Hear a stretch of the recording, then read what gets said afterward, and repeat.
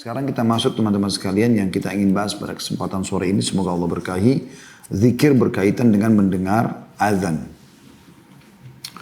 Kata penulis, seseorang yang mendengar azan hendaklah mengucapkan sebagaimana yang diucapkan oleh muazzin, kecuali pada kalimat hayya 'alas shalah dan hayya 'alal falah. Mari menuju solat atau mari mengerjakan solat dan mari menuju kepada kemenangan. Maka yang mendengar mengucapkan la haula wa la quwata illa billah. Tidak ada daya dan kekuatan kecuali milik Allah. Sebagaimana disebutkan dalam riwayat Bukhari Muslim. Kemudian juga dianjurkan membaca pada saat muadzin sedang mengucapkan dua kalimat syahadat. Asyhadu an la ilaha illallah. Atau pada saat mengucapkan asyhadu anna muhammadar rasulullah. Kita membaca wa ana asyhadu. Perhatikan di situ di halaman 29.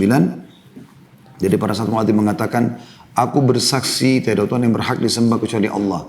Kita juga bilang begitu. Wa ana asyhadu. Dan aku pun bersaksi. Atau pada saat muadzin mengatakan wa asyhadu anna Muhammad Rasulullah, kita juga mengucapkan ini. Wa ana asyhadu, dan saya pun memberikan kesaksian. Perhatikan di sini. Wa ana asyhadu an la ilaha illallah wahdahu la syarikalah wa anna Muhammadan abduhu wa rasuluh. Raditu billahi rabba wa bi Muhammadir rasula wa bil islami dina. Artinya aku bersaksi bahwa saya tidak Tuhan yang berhak disembah kecuali Allah, tidak ada sekutu baginya, dan sesungguhnya Muhammad adalah hamba juga utusannya. Aku ridha Allah sebagai Tuhan, Muhammad sebagai Rasul sallallahu alaihi wasallam, dan Islam sebagai agamaku. Yang mendengarkan azan mengucapkan ini setelah muadzin membaca syahadat, kata beliau. Hadis ini diriwayatkan oleh Muslim dan juga Ibnu Khuzaimah. Baik teman-teman sekalian, saya ingin menjelaskan dulu tentang masalah poin-poin yang berhubungan dengan masalah azan. Banyak di antara kaum muslimin yang melalaikan masalah azan. Ya, nanti kita akan kembali lagi membahas tentang masalah ini ya, insya Allah. Azan ini sebuah panggilan yang sudah Allah tentukan dari atas langit sana dan menjadi syariat di muka bumi ini. Itu di awal-awal Islam. Di awal-awal Islam. Di mana pada saat itu, waktu awal Nabi SAW hijrah ke Madinah, belum ada azan. Dan Nabi SAW berdiskusi dengan sahabat kira-kira seperti apa sih kita gunakan tanda agar orang-orang tahu, muslimin tahu waktu sholat sudah masuk. Pada saat itu ada sahabat yang mau mencari trompet seperti orang Yahudi, ada yang mau mencari lonceng seperti orang Nasrani, ya. Intinya mereka menyebar dan wahyu belum turun pada saat itu menyampaikan tentang tata cara azan atau panggilan, karena azan adalah panggilan. Maka akhirnya ada seorang sahabat bernama Abdullah radhiyallahu anhu, beliau mimpi. Dan dalam mimpi itu kita tidak bisa ngatur bagaimana caranya kita ngobrol sama orang-orang yang sedang kita dalam mimpi. Tapi mengalir dengan sendirinya begitu saja gitu. Maka sahabat ini melihat, Abdullah ini melihat radhiyallahu anhu, ada orang yang lewat pegang lonceng, seperti lonceng orang Nasrani tapi kecil gitu ya. Maka dia berkata dalam mimpinya, tentunya saya bilang tadi tidak bisa diatur ya. Dia tiba-tiba bertanya dengan hikmah Allah subhanahu wa ta'ala. Dia mengatakan, maukah kau jual lonceng itu buat kami atau untukku? Maka orang yang dalam mimpi itu bertanya, kenapa kau mau pakai lonceng ini? Kenapa mau beli? Maka dia bilang, untuk panggilan sholat kami. Maka dalam mimpi itu orang tersebut berkata, ya, ini tentu malaikat ya dalam mimpi ini. Dia berkata, maukah kau aku ajarkan yang lebih baik daripada lonceng ini? Maka kata Abdullah, tentu saja. Maka malaikat tersebut mengajarkan lafaz azan kepada Abdullah. Sudah kita tahu Allah akbar, Allah akbar, Allah akbar, Allah akbar, asyhadu an la ilaha illallah, asyhadu an la ilaha illallah, asyhadu anna Muhammadar Rasulullah, asyhadu anna Muhammadar Rasulullah, hayya 'alas shalah, hayya 'alas shalah, hayya 'alal falah, hayya 'alal falah, Allahu akbar, la ilaha illallah. Maka sahabat ini pun terbangun, kemudian beliau langsung menemui Nabi SAW. menyampaikan, ya Rasulullah seperti ini mimpi saya. Maka kata Nabi SAW, mimpi yang bagus, ajarkanlah kepada Bilal karena dia suaranya lebih bagus daripada kamu. Dan hadis ini hadis yang sahih. Maka mulai digunakan lafaz azan tersebut pada saat dikumandangkan azan. Jadi sahabat ini tidur kurang lebih di waktu duha. Ya, di kailula, waktu istirahat siang biasanya, menjelang duhur gitu. Pas menjelang duhur beliau ajarkan, datang melapor kepada Nabi SAW. Lalu Nabi SAW suruh diajarkan kepada Bilal. Bilal tahu. Lalu kemudian Bilal panggil azan. Nah, pada saat terdengar suara panggilan azan duhur tersebut, para sahabat kumpul. Umar bin Khattab pun ternyata mimpi yang sama. Lalu kemudian beliau melapor kepada Nabi SAW. Dan Nabi SAW mengatakan telah dimimpikan oleh Abdullah tadi. Nah, lafaz azan ini teman-teman sekalian bukan hanya sekedar panggilan biasa. Secara zahir, muadzin-muadzin yang mengumandangkan azan. Tapi kalau kita coba renungi teman-teman sekalian, seluruh dunia ini, mau orang Arab dari Jazirah Arab, mau orang Melayu di Asia Tenggara, mau orang bule di manapun, di Amerika, di Eropa, di Australia, mau orang hitam dari Afrika, intinya ya, mereka semua ini, teman-teman selama dia muslim dan dia azan, kalimatnya sama. Ada kata pesan di situ, ya. Bukan mereka yang ngarang, bukan pakai bahasanya, semua pakai bahasa Arab dan semua sama urutannya. Semua sama lafadznya. Bisakah Anda coba korek mutiaranya di situ? Apa itu? Ternyata teman-teman sekalian, azan itu bukan muadzin yang memanggil secara hakikat, tapi Allah Subhanahu wa taala.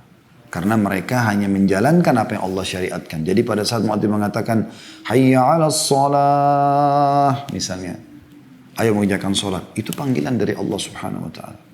Hayya 'alal falah misalnya, ayo menuju kepada kemenangan. Ini memang panggilan dari Allah Subhanahu wa taala. Rugi teman-teman sekalian kita mendengarkan adzan begini, panggilan dari Sang Pencipta Allah sehari 5 kali. Bahkan di masa kita sekarang ini Allah mudahkan ada mikrofon, pengeras suara. Kita bisa nonton dari medsos, ya, dari TV misalnya, dari media-media sekarang sudah ada. Setiap waktu azan masuk, umumnya orang kumandangkan azan. Juga di aplikasi, cukup banyak aplikasi azan, tidak asing lagi di handphone kita insya Allah. Saya yakin walaupun iman dalam hati Anda seperti biji sawi dari keimanan, Anda masih mau punya aplikasi itu. Yang bisa mengingatkan kita waktu sholat bunyi, peringatan, terdengar suara azan. Ya. Karena memang panggilan ini adalah panggilan dari Allah Subhanahu wa taala, panggilan ilahi untuk menuju kepada kemenangan. Dan setiap kali Anda mau perbaiki sesuatu, perbaiki dari sholat. Yakin teman-teman, coba 5 waktu sholat itu yang Anda prioritaskan. Jadikan di situ kesejukan jiwa Anda. Jadikan target utama. Begitu azan berhenti dari semua transaksi, semua kegiatan, Anda langsung saja ya, sholat. Ini sebuah kemuliaan tersendiri. Ya. Insya Allah yang lainnya akan ikut. Akan baik dengan sendirinya. Tadi dalam hadis yang sudah kita jelaskan dalam buku tersebut, kalau kita mendengarkan muadzin, kita ucapkan seperti yang diucapkan. Kemudian ada peringatan dari Nabi SAW, kecuali pada lafaz hayya 'alas shalah, hayya 'alal falah, kita ganti dengan la haula wala quwata illa billah. Orang yang menjawab ini dapat keutamaan tersendiri, muadzin dapat keutamaan sendiri juga. Ya, jadi ada lafaz adzannya punya keutamaan sendiri, baik orang yang muadzin atau orang yang mendengarkan dan mengikuti muadzin, atau memang menjadi muadzinnya sendiri juga punya keutamaan sendiri. Jelas teman-teman sekalian, ada banyak hadis yang akan saya coba bacakan supaya kita merenungi makna hadis ini.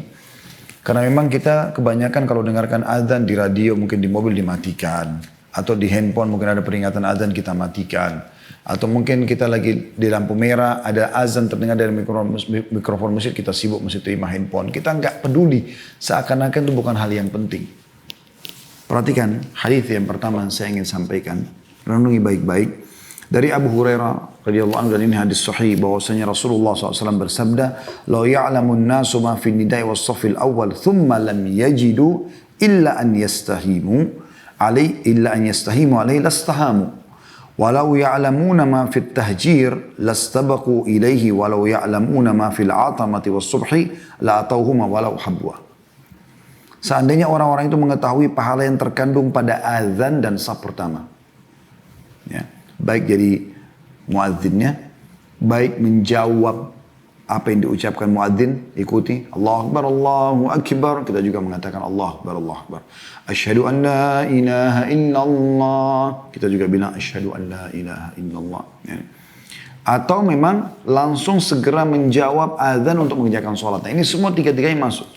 Menjadi muadzinnya sendiri, ya, mengucapkan seperti yang diucapkan muadzin dan juga segera mengerjakan sholat. Kalau seandainya manusia tahu apa yang Allah siapkan di azan itu. Jadi muadzin mengikuti lafadznya muadzin ataupun juga mengerjakan sholat seketika. Dan saf pertama. Ya. Thumma lam yajidu illa an yastahimu alaihi lastahamu.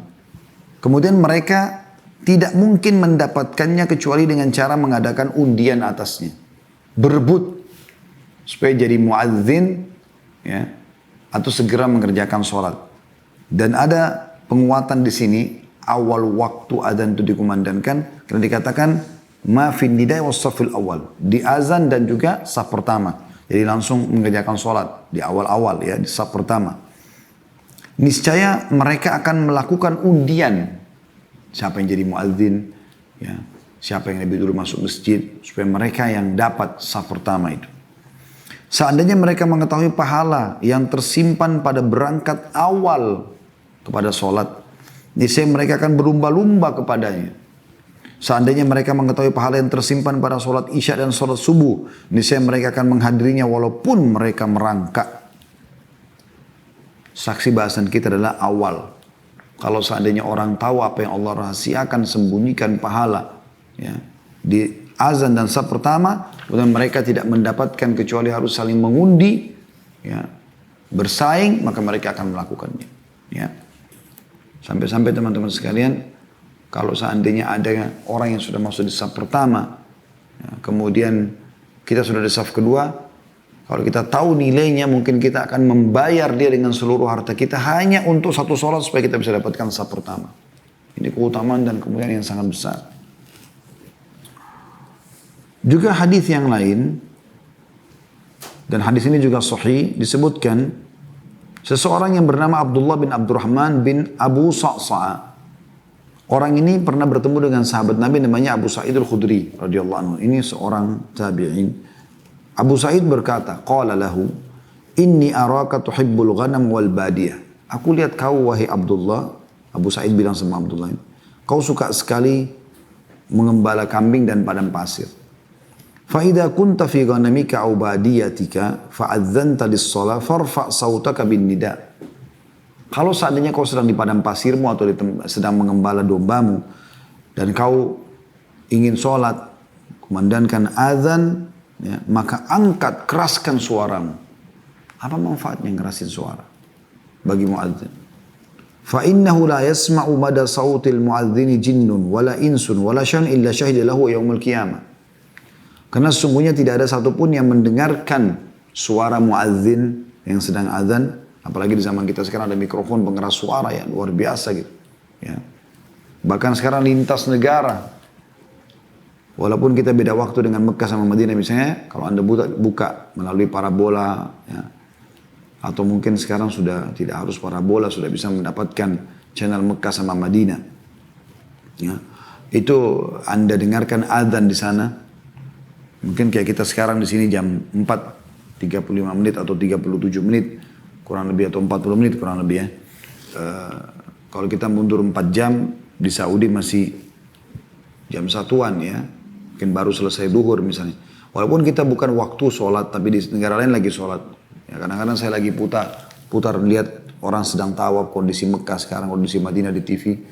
Lalu saya lihat di rumah orang lagi azan. Padahal kita sudah selesai sholat, mereka baru mau sholat. Muadzin situ kita dengarkan suaranya. Bahkan kadang-kadang saya ikuti lafaz muadzin supaya untuk mendapatkan keutamaan.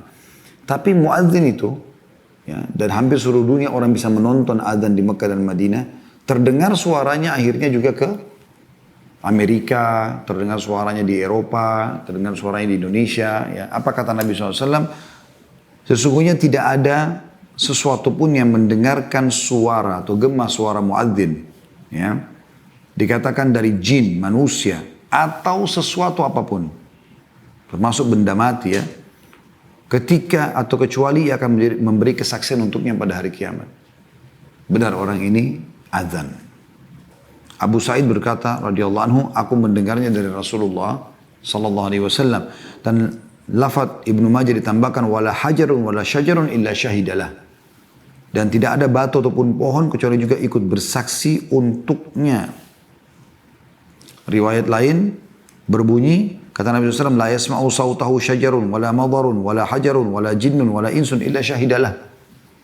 Tidaklah suara yang didengar oleh pohon, lumpur, atau tanah liat, batu, jin, dan manusia kecuali ia akan bersaksi untuknya pada hari kiamat. Itu luar biasa keutamanya. Oleh itu teman-teman sekalian, terutama kaum laki-laki, kalau Allah berikan kesempatan azan Anda, azan. Ya. Kecuali memang di masjid itu sudah ada muadzin dan ada orang yang lebih bagus, suaranya berbeda. Tapi kalau Anda berikan kesempatan, jangan sia-siakan. Perhatikan lafaz yang lain juga, hadits Ibnu Umar radhiyallahu anhu, kata Nabi SAW, yukfaru lil muadzini muntaha adhanihi wa yastaghfiru lahu kullu ratbin wa yabisin sami'ah. Ini hadis juga hadis sahih, ya, diriwayatkan oleh Ahmad dan juga Tabarani dalam Mu'jam Al-Kabir. Kata Nabi SAW, muadzin diampuni sejauh jangkauan suaranya. Bagaimana prosesnya Allahu a'lam. Jadi tadi bayangkan itu ya. Kalau orang sekarang dari Mekah terus terdengar di Amerika, terdengar berapa jaraknya, berapa ribu kilometer. Muadzin diampuni sejauh jangkauan azannya dan semua benda yang basah maupun yang kering. Hidup atau mati di mata manusia benda itu. Yang mendengarnya memohon ampunan untuknya. Batu, tanah, pohon, apa saja. Air, udara, api. Kita tidak tahu bagaimana proses mereka mendengar, tapi begitu sabda Nabi SAW. Sebagaimana kita dengar, mereka dengar. Tapi Allah punya kuasa Allah SWT seperti apa. Yang jelas, mereka begitu dengar suara adzan tersebut, maka mereka langsung ampunilah muadzin ini ya Allah. Itu keutamaan yang luar biasa. Kemudian juga dalam lafaz lain di riwayat An-Nasa'i kata Nabi SAW, walahu mithlu ajri man shalla ma'ah. Dia akan dapat pahala sejumlah orang yang sholat bersamanya. Jadi kalau misalnya Anda azan di masjid dekat rumah Anda misalnya, mungkin sekali dua kali suara Anda kurang bagus, atau Anda mungkin praktik dulu di rumah, dengarkan muadzin-muadzin yang bagus. Kalau suara Anda sudah mulai masuk standar, udah mulai bagus, coba minta azan, walaupun cuma sekali. Ya.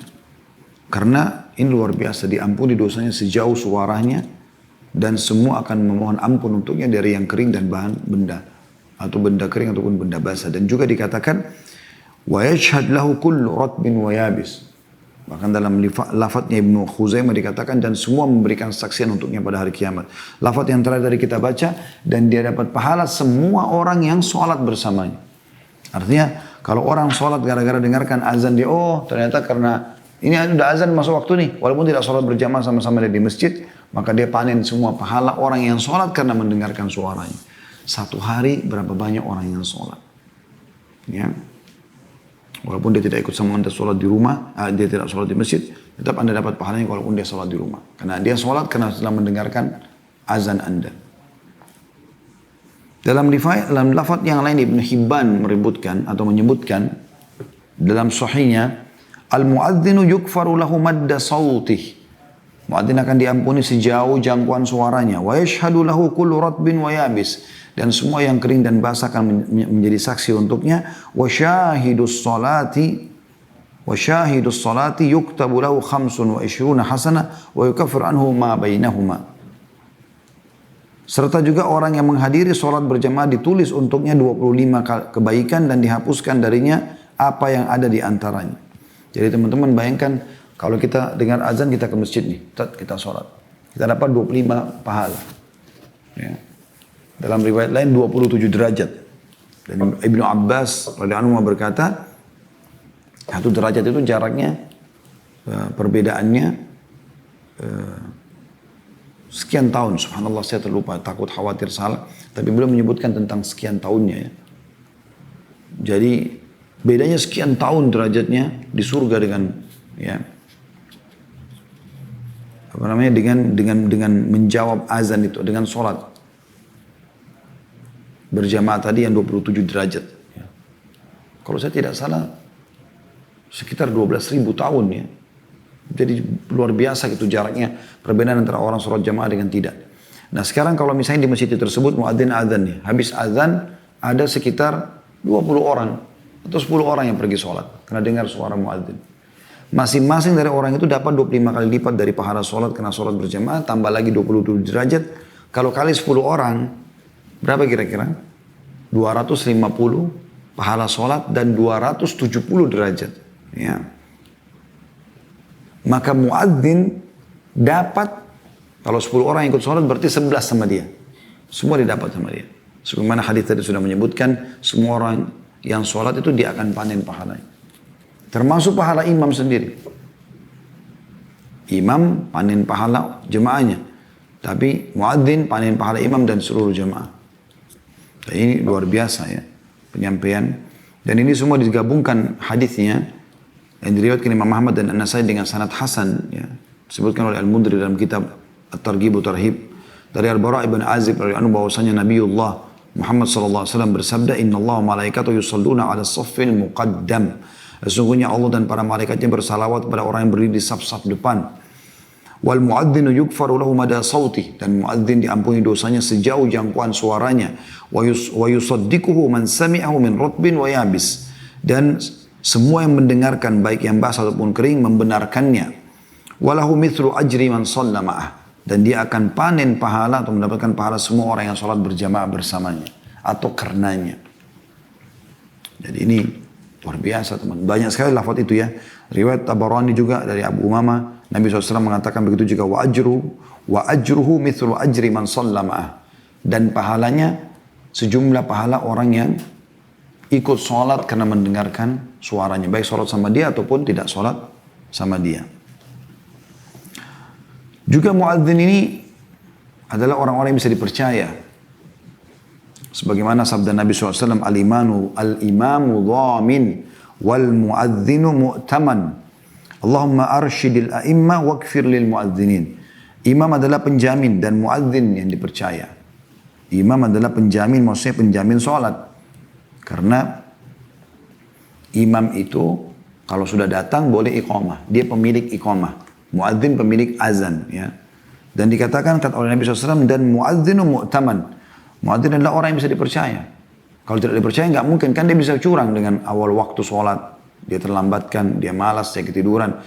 Muadzin itu umumnya subhanallah orang yang on time. Allah SWT gerakkan hati mereka untuk selalu datang di masjid lebih awal.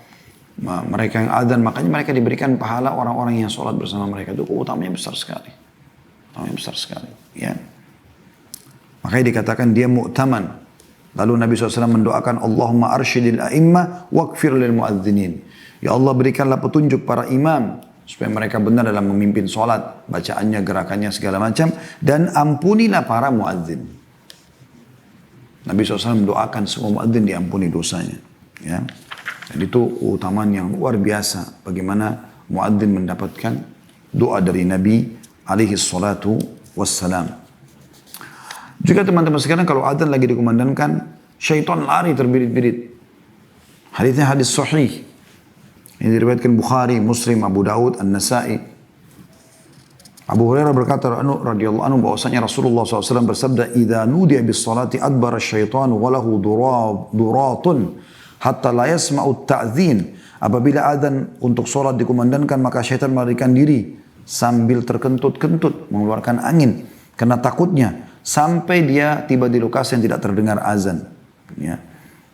Fa idza qudiyal adzanu aqbal. Kalau azan sudah selesai, dia datang kembali untuk menggoda orang yang mau sholat. Fa idza thuwiba biha adbar. Apabila azan, ya, apabila iqamah dikumandangkan, maka dia melarikan diri lagi. Fa idza qudiyat tathwibu aqbal. Kalau iqamah sudah selesai, dia datang lagi menggoda orang yang sholat. Hatta yakhtura bainal mar'i wa nafsih. Ya. Sampai akhirnya dia mengganggu kehusyuan seseorang yang sedang sholat menggodanya. Yaqul sambil mengatakan, udhkur kada, ingatlah ini. Udhkur kada, ingatlah itu. Lima lam yakun yadhkur min qabl, yang dia belum ingat sebelumnya. Kuncinya yang hilang, janjinya, transaksi jual beli, pertengkarannya dan seterusnya. Hatta yadhallu ar-rajulu ma yadri kam shalla, sampai seseorang itu lupa berapa rakaat dia sholat. Tapi saksi bahasan kita adalah ternyata dengan azan syaitan lari. Ya. Mereka ketakutan.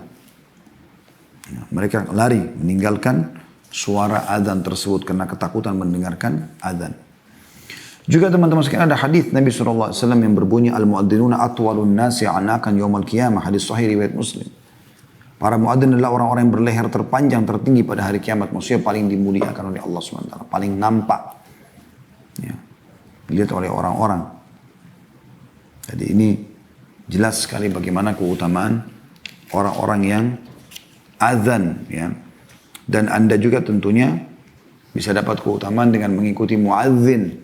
Sebagaimana tadi hadis sudah kita jelaskan, ya. Jadi ini semua punya keutamaan-keutamaan tersendiri. Kemudian juga ada hadis yang mulia sekali teman-teman sekalian, ya. Makanya saya bilang usahakan Anda azan walaupun sekali di masjid Anda ataupun di satu lokasi. Dengarkan hadisnya ini. Hadis yang sahih diriwayatkan Abu Daud dan juga An-Nasa'i dari Uqbah bin Amir radhiyallahu anhu. Dan ini hadis sahih, ya, disahihkan oleh Syekh Albani. Dia mengatakan, aku mendengar Rasulullah SAW bersabda, ya'jabu rabbuka min ra'i ghanamin fi ra'si syaziyatin lil jabal. Yu'adzinu bis salati wa yusalli. فيقول الله عز وجل انظروا إلى عبدي هذا يؤذن ويقيم الصلاة يخاف مني قد غفرت لعبدي وأدخلته الجنة. Allahu Akbar. Artinya gini, Tuhanmu takjub, Nabi SAW bersabda, ya, kepada sahabat ini agar sahabat ini memahami, Uqbah bin Amir radhiyallahu anhu, dan sampai kepada kita juga. Tuhanmu takjub, Allah SWT takjub kepada siapa? Kepada seorang penggembala domba di puncak bukit di gunung. Dia mengumandangkan azan untuk sholat lalu dia sholat. Jadi dia azan sendiri di atas gunung, nggak ada orang. Dia mengembala kambing sampai ke sana gitu. Jadi Anda lagi jalan, lagi di tengah jalan, lagi keluar kota, kendaraan lewat darat misalnya Anda mampir. Kemudian Anda azan, walaupun Anda sholat sendiri. Maka Allah Azza wa Jalla, Allah yang maha mulia dan maha tinggi berfirman, lihatlah kepada hambaku ini, dia mengumandangkan azan. Jadi azan yang disebutkan juga. Dan beriqamah untuk sholat. Dia takut kepadaku, tidak mungkin dia tidak takut sama Allah kalau dia sholat. Nah, dia mau kerjakan, apalagi dia sendiri. Tidak ada yang puji dia di sini. Maka aku, kata Allah, telah mengampuni hambaku ini dan memasukkannya ke dalam surga. Ini luar biasa. Luar biasa gitu. Ya. Ada hadis yang lain, sahih di ghairihi ini, yang kecuali Al-Mundhiri juga. Ya, saya ambil ini semua hadis dari sahih At-Targhib Tarhib, ya. At-Targhib Tarhib, At-Targhib Tarhib ini ditulis oleh Al-Mundhiri. Banyak sekali hadisnya beliau. Namun ditelusuri setelah itu hadisnya oleh Syekh Albani untuk yang sahih saja. Maka kita ambil dari sahih At-Targhib Tarhib. Dan ini insya Allah teman-teman sekalian, tarhib itu artinya yang menakutkan, peringatan. At-Targhib yang menarik orang untuk supaya mau mengerjakan. Hadis ini berbunyi, Ibnu Umar berkata, bahwasanya Nabi SAW bersabda, man adzana thnatai asyrata sana wajibat lahul jannah wa kutiba lahu bi ta'dzinihi fi kulli yawmin 60 hasanah wa li kulli iqamatin 30 hasanah. Barang siapa mengumandangkan adzan selama 12 tahun, ini motivasi dari Nabi SAW untuk selalu jadi muadzin, maka surga wajib untuknya. Luar biasa. Dan ditulis untuknya 60 kebaikan dengan azannya. Setiap azan 60 pahala. Dan setiap harinya. Dan setiap azannya. Dan setiap iqamah dicatatkan 30 pahala. Jadi ini luar biasa teman-teman sekalian keutamaannya. Yang terakhir hadisnya tentang keutamaan azan dan muadzin ini adalah diangkat oleh Al-Mundhiri dari Salman Al-Farisi radhiyallahu anhu, dan hadis ini hadis sahih disahihkan oleh Syekh Albani, diriwayatkan oleh Abu Abdul Razzaq dalam kitabnya. Maksudnya Al-Musannaf, ya, ada kitab Al-Musannaf. Berbunyi bahwasanya Rasulullah SAW bersabda, idza kana ar-rajulu bi ardi kiyyin fahanatis shalah falitawadda fa in lam yajid ma'an falitayammam fa in aqama shalla ma'ahu malakah wa in adzana wa aqam shalla khalfahu min junudillahi ma la yura tarafahu. Apabila seseorang berada di padang yang sepi, lalu waktu sholat telah tiba, maka hendaklah dia berwudu. Jika dia tidak menemukan air, maka hendaklah dia bertayamum. Jadi tidak menunda sholat walaupun lagi safar, lagi di tempat yang terpencil sendirian. Jika dia iqamah, maka ada 2 malaikat yang sholat bersamanya. Jika dia berazan dan beriqamah, maka yang sholat di belakangnya adalah tentara Allah yang banyak yang tidak dapat dilihat ujungnya atau kedua ujungnya. Jadi ada orang subhanallah kadang-kadang dia kalau mau sholat, dia langsung saja iqamah. Allah Akbar, syahadu la ilaha illallah, langsung iqamah, langsung sholat. Ini kalau dia sendirian, yang sholat bersama dia 2 malaikat. Kalau dia azan dulu, di waktu awal sholat di tempat yang sunyi tadi, supaya azan terkumandangkan. Lalu dia iqamah, maka kata Nabi SAW, sholat bersamanya makhluk Allah subhanahu wa ta'ala yang tidak terlihat lagi ujungnya. Bisa bermakna dari kalangan malaikat. Hanya dengan azan, maka dapat keutamaan seperti ini. Nah, ini luar biasa teman-teman sekalian.